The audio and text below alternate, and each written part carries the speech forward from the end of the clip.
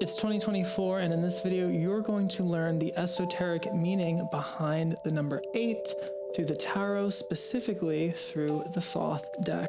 We will be going into an esoteric wormhole, looking at some really sophisticated ideas, and to be quite honest, probably some of the most sophisticated ideas that have found themselves in tarot, maybe ever. We're going to be talking about the sacred name, Kabbalah, the Tetragrammaton, Aleister Crowley, Thelema, and how you can incorporate these numbers and meanings and messages into 2024 to crush it, as they say. So let's jump in. First of all, what do we know? We know 2024, 2 plus 2 plus 4 is 8. So in the Thoth deck, the 8th card is the adjustment card. Now in the Rider-Waite-Smith, it's the strength card, and I'm not going to go into that. That's another video. But in the Thoth deck, it is the adjustment card. That is the original number of the justice card of the older tarot decks, pre-Golden Dawn and stuff. So what does adjustment have to do with anything? It's going to get really deep because we're also going to look at the star card, and these two have a very deep relationship. So I'm going to start with adjustment, and then I'm going to move on to the star. What is adjustment? Well, you might think, oh, it has to do with adjusting. It has to do with Libra. It has to do with balancing. It has to do with all that fun stuff. Dynamic balancing, karma, cause and effect, the Newtonian universe, things bumping into each other to maintain cosmic equilibrium. And you are correct. But more deeply than that, the adjustment card is an illustration of the Tetragrammaton. What is the Tetragrammaton? The Tetragrammaton is the big name of God. Yod, He, Vav, He. Yahweh, which way, this way, that way, Vicar, Vicar, what? It's the record scratch of the universe that created you. Yes. Okay, so how is the adjustment card a reflection of that? Well, the adjustment card is an image of the sacred feminine being the manifest universe, the feminine archetype of the manifest universe, anthropomorphized as the harlequin. What is the harlequin? A harlequin is like not a clown, but like an entertainer. It's like a medieval entertainer clown kind of figure. And this harlequin is the girlfriend of the Fool card, which I have not pulled out, but you know what the Fool card looks like of the Thoth deck, I assume. So they're kind of kicking it, they're having a good time. And the reason why is because the Fool card is connected to the Hebrew letter Aleph, and the adjustment card is connected to the Hebrew letter Al. And one of the names of God is Aleph Lamed, Al. And the word for not is Lamed, Aleph, La. So we get this very interesting doctrine. When we put the adjustment card next to the Fool, we get the word Al, God. And when we reverse it, we get La, not. So we have God and not and God.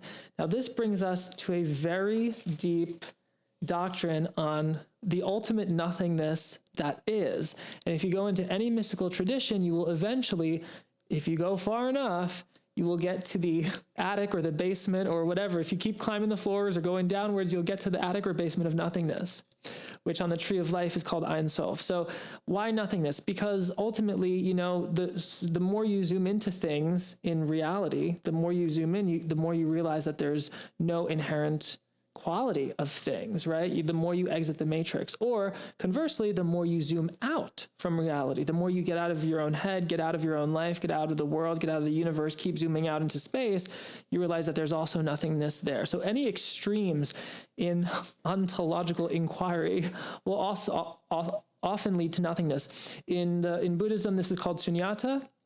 In Vedanta, it's called nirguna Brahman. It's everywhere.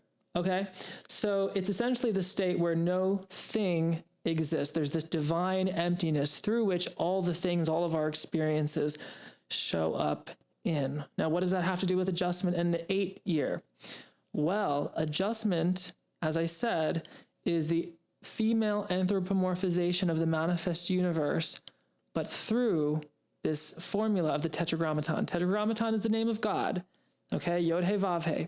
And that name of God hints at a creative process, literally the creative process of the universe, the creative process of everything, not just the universe, but your life. And literally right now, you watching this video, hearing my words and thinking about them and processing them, however, which way you do, that is its own creative process. That is its own YHVH. That is it's its own creation. YHVH, Yahweh, the Tetragrammaton, which I'm going to try to find in my notebook to show you. The Tetragrammaton stems from, here it is right here, stems etymologically, I never pronounce that one. I read a lot, so talking about it is different.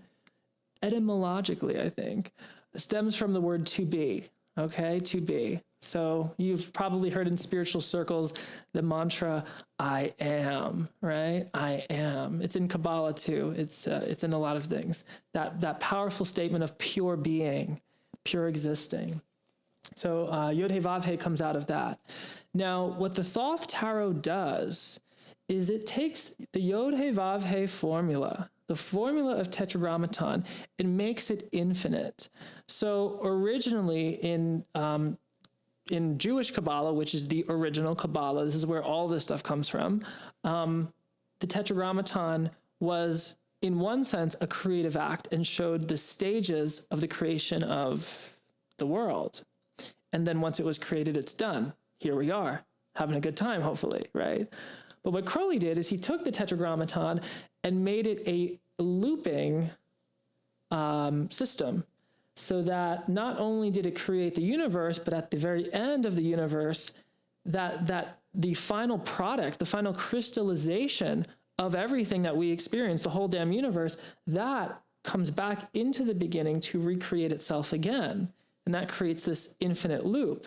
And so what justice or adjustment in the Thoth deck is expressing to us is that constant balancing act of creation, manifestation, and crystallization, and then coming back into the beginning to recreate again. So it's constant cause and effect, cause and effect, cause and effect.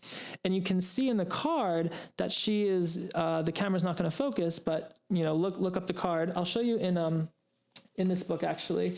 This card has a blindfold on or a mask to show that she is impartial to the goings-on of the universe, and that every action is perfectly balanced by its reaction, in the same way as God, as Yod-Heh-Vav-Heh, is perfectly balanced and impartial to the goings-on of pure existence from that level, from that spiritual level.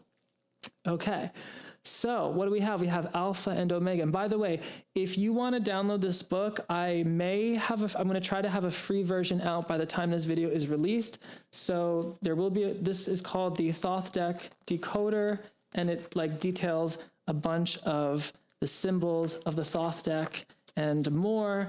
And I'll try to have a free version out of this on my website. Where do you get that? You can go to tarotmysticismacademy.com/e-books, ebooks. And I have a bunch of free resources there. So you'll have fun there for a while. There's lots of good information there. But anyway, so she is a glyph of this constant dance of creation, created, and going back into creation. Creation, destruction, creation, destruction. Okay. So why adjustment, though? Why is adjustment an expression of Yod-Heh-Vav-Heh? It is because let me flip back to the Tetragrammaton again. Give me one moment. Yod-Heh-Vav-Heh is the counterchange of masculine and feminine. So let me see if I can find a good thing here. Okay. So in the Thoth deck, Yod is masculine, the He primal is feminine, the Vav is masculine, and the He final is feminine. So it's going between these extremes. And listen, if you saw me years ago in college, I was much more progressive. But even today, this does not mean sex. It doesn't mean man versus woman. These are energies and archetypes. And what they really mean, if you study enough mystical history, what they're pointing to is simply the difference between the observer and the observed. The feminine, historically, in spirituality, and I didn't make this up. This is just what has happened historically. The feminine has historically been attributed to the object of observation. The masculine has been attributed to the observer. That's just, I'm not saying we have to keep that model, but that's where a lot of this, comes from in varying traditions. If you think like in Hinduism, like Kali, right? Kali is the Holy Mother, is matter, is the matrix, is Maya, is form, is all of the objects of our awareness, right? Shakti is the objects of our awareness. Shiva is the observer. Shiva is the consciousness through which all those objects appear to, right? Purusha is the consciousness, the masculine consciousness of the Samkhya tradition. Prakriti is the feminine nature, right? So same thing in Kabbalah. We have this masculine observer, creator, Yod, and this feminine receiver, this object of observation. And that is I almost want to say epistemological dance that we are playing with all mysticism. And I know a lot of you guys, and more power to you for doing this. I know a lot of people are like looking to hopscotch the tree of life and go into other dimensions and astral travel and do all this fancy stuff. And I am totally there with you. I support you. Go and do that. Yes. But this material that I'm talking about, that the Thoth deck is talking about, is so much more subtle that it will be with you inherently in all of those experiences, because those experiences fall under the dance of Yod-He Vav-He, of observer observed, of the formless consciousness and the formed observed experience. No matter where you go in any reality, that is the dance. If something is being experienced, that dance is there. And that's why I love this stuff so much. See, this actually demystifies so much of mysticism, because it's not about these crazy, like, fantastical experiences. It's about this right now. You observing me. We're in this dance. Yod-He Vav-He. Let's have a good time. But I digress. That is one way that we can work with the Tetragrammaton, and adjustment as an expression of that Tetragrammaton, doing the actual dance, literally on tiptoe, balancing out the universe. So in 2024, we are asked to participate in that balancing act. We are asked to be part of that dance. And the truth is, you're already part of the dance. You can't not be part of it. You are, in my view, nothing but God, nothing but divinity. Of course, I'm going to have a bunch of commenters and angry Christians telling me to read the Bible, and that's totally cool. I really can't get into the Bible. My apologies, I just can't do it. There's too many other things I want to read, but in the future, I'll let you know how I like it. But anyway, you're already part of it. You're already part of the dance. So in 2024, an eight year being part of this dance, this back and forth, this observe and observe, this Yod-He Vav-He, we are really being called to recognize the extremes and the dynamic balance between those extremes as our own consciousness and experience. And that is not necessarily fun and pretty. It's not. And at the time of making this video, there's so many things going on in the world. I don't even have to go, I'm not even going to go into it, but it's like there are dynamic reactions that happen to things that to adjust them. And that dynamic reaction can be forceful, because adjustment is not playing around. She's blindfolded. She's looking at you. She has total command. She has a sword. She's ready to cut down anything that does not follow the ultimate balance of the universe. And the path of adjustment on the tree of life is, let me see if I can find a tree for you real quick. The path of it, and again, you can download this at towermysticismacademy.com/e-books. You can download a free version of this. It's called the Thoth Deck Decoder. Adjustment exists from Geburah to Tiferet. And that path right there is a path of instruction. It's a path of where Geburah, which is the challenges of the universe, are applied to the center of the tree of life, the balancing moment, the heart of the tree of life. Okay, what does this have to do with the star card? I might have to do a jump cut because my battery is ending right now because the energies are so high. Okay, so the star card is card number 17. 17 reduces to 8, and so they're linked in this way. This is where I really want to melt your brain here. This is the fun part, because this is when we get into the nothingness again. So remember before I was talking about nothingness and the Fool, and how Aleph and Lamed, and it creates God, not God, the whole doctrine between adjustment and the Fool card. Okay, so there's another link between adjustment and the Tetragrammaton and pure nothingness, and that is the star card. The star card of the Thoth Tarot illustrates for us Nuit, or Nuit, which is the Thelemic goddess of space. What is that? Well, in Thelema, which is Thelema is the religion that Aleister Crowley channeled and initiated, and the book of that religion is the Book of Thoth. And the first, not the Book of Thoth, I'm sorry, whoops, slanderous, blasphemy, oh my God, is the Book of the Law. Book of Thoth is another one, another YouTube series. Book of the Law is 3 chapters, 3 deities. The first deity is spoken by Nuit, which is the goddess of space. And Crowley connects Nuit with literally space itself, like the boundless infinite space, which is pure love. It's like pure possibility. It's kind of the negative. And so we are met again with nothingness, with the beautiful nothingness that is the potential for all. And here's where things really go crazy. There's a secret doctrine in the Thoth deck that nobody's talking about, which is fine because it's secret and it's cool. And it's one of those things you really have to riff on yourself. It's like, it doesn't really end. But in the Book of Thoth, which is Crowley's book on the Thoth deck, he talks about this 0 = 2 doctrine, where the universe comes out, the way that the universe is created is through the changes from 0 and the negative into +1 and -1.